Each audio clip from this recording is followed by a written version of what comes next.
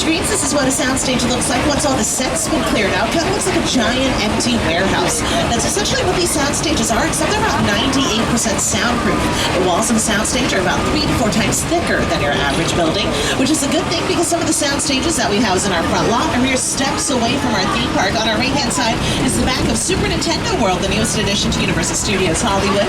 And just across the way on our left, these are the sound stages that they've been using for the show Bel Air, the Fresh Prince of Bel Air reboot, currently streaming on Peacock. Can you just grab me water really quick? What is you put egg on the cheese, you put cheese on the eggs and on the cheese. It's right. Whoa, I didn't see something in it. It's gotta be a lot. We could probably fit the whole Bel Air casting crew. No, we gotta get one of these for the mansion. Looking for sure. You're looking for y'all. The Dead Sunny Mansion lives right here on the Universal lot. Right. Some of Bel Air's most pivotal scenes have been filmed right here. Jabari, what have been your most memorable moments? Hold on, there's something to choose from. You know, I remember before you said when Will first enters and at that moment his life changes forever. What about you? Well, the Bel Air Academy gym set is here too, and I remember you having me sit in that cold ice bath for hours. Yeah, and that was really fun. I still can't feel my toes. Now, Jabari and Ollie filmed this segment in front of Soundstage 14, which you'll be able to see on our left-hand side. Soundstage 14 is our second largest soundstage. This is where Ron Howard built Mission Control for his film Apollo 13, starring Tom Hanks and Kevin Bacon. And one of my favorite Universal movies, Jurassic Park, also utilizes soundstage. If anyone remembers when Lexi gets sneezed on by that Brachiosaurus, that memorable moment was also filmed right inside of Soundstage 14. But we don't just film blockbuster movies and hit TV shows inside of these sound stages. We can even film game shows. If anyone's a big fan of Hollywood Game Night, hosted by Jane Lynch from Glee, they said they filmed inside of Jane Lynch's living room, but I don't know how many living rooms they went to that have a live studio audience inside of them. They actually used one of the sound stages coming up on our right-hand side. But this area of our lot is called Sitcom Alley. We call this area that because a lot of these smaller sound stages have been used for some of your favorite sitcoms throughout the years. Shows like Who's the Boss, Different Strokes, Silver Spoons, and even Sabrina the Teenage Witch, starring Melissa Joan Hart. Now, some of the more recent shows that utilize these sound stages include Good Girls on NBC, starring Christina Hendricks, Mae Whitman, and Greta.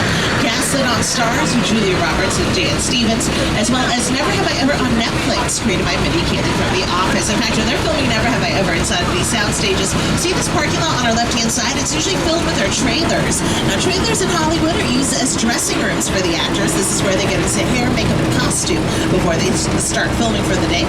But back in the earlier years of our studio, we didn't have movable white trailers. We actually had physical dressing rooms, and you'll see some of those coming up on our left-hand side. These brown, beige, bungalow-looking little houses. There were dressing rooms for stars like Doris Day, Rock Hudson, and Jimmy Stewart, and even Lucille Ball. And that's because back in those days, actors were on a contract system, so they could only make movies and TV shows for one studio at a time for however long that contract lasted.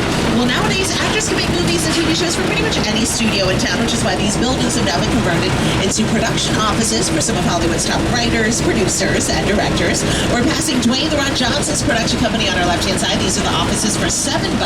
He named his production company $7 after the amount of cash he had in his pocket when he first arrived to Hollywood. Next to $7 is Monkey Paw Productions. Monkey Paw Productions is Jordan Peele's production company. They run us movies like Get Out, Us, and Nope. And speaking of Nope, we'll be checking out some of those sets towards the end of our tour. Another notable person that has their office here is Mark Platt. Mark Platt is a producer who produced films like La La Land, Mary Poppins Returns, and Dear Evan Hansen, but he's currently working on a big screen adaptation of the Tony Award-winning musical Wicked, and that's set to star Ariana Grande and Cynthia Erivo. Now, some of our newer sound stages and production offices are also coming up on our left-hand side. These are sound stages 25 and 26. Now, recently they were used for the new George Lopez sitcom, Lopez versus Lopez, where he stars alongside his real-life daughter, Mayan Lopez. But these were actually go back in 2016 for NBC's Hairspray Live, starring Maddie Ballio, Jennifer Hudson, and Martin Short. But since then, they've been used for shows like America's Got Talent, World of Dance with Jennifer Lopez, sitcoms like Kenan, starring Kenan Thompson and Chris Pratt from Saturday Night Live, as well as a reboot of Will and Grace with Deborah Messing, Eric McCormick, Meg Mullally, and Sean Hayes. Right now, folks, we are actually crossing the threshold from our front lot with all those sound stages and production offices, and we're headed into our world-famous back lot. Now, our back lot is where we keep our large exterior sets.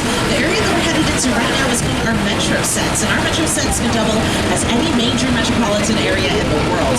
Even London, Chicago, Los Angeles. We even have a little residential area coming up on our right-hand side called Brownstone Street. It's been featured in films like Home Alone 2, Lost in New York with Macaulay Culkin.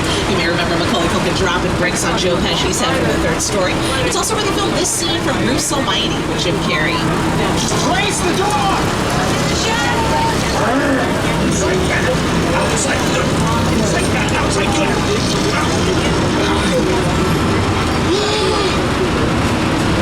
Oh, you're done. Another part of our Metro sets is our Courthouse Square, recently featured in Rutherford Falls on Peacock, starring Ed Helms and Janice Sweeney. But for those of you who are fans of Back to the Future, this area might look slightly familiar, and that's because it's the fictional town of Hill Valley, California.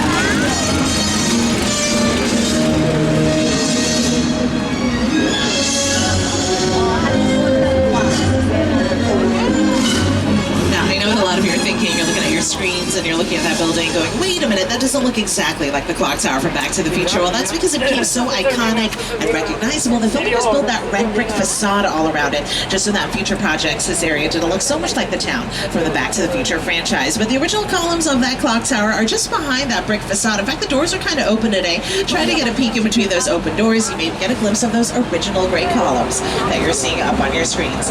Now, what is a facade? A facade is just the front and the sides of a building. A lot of the structures that you're seeing on our tour today are exactly that.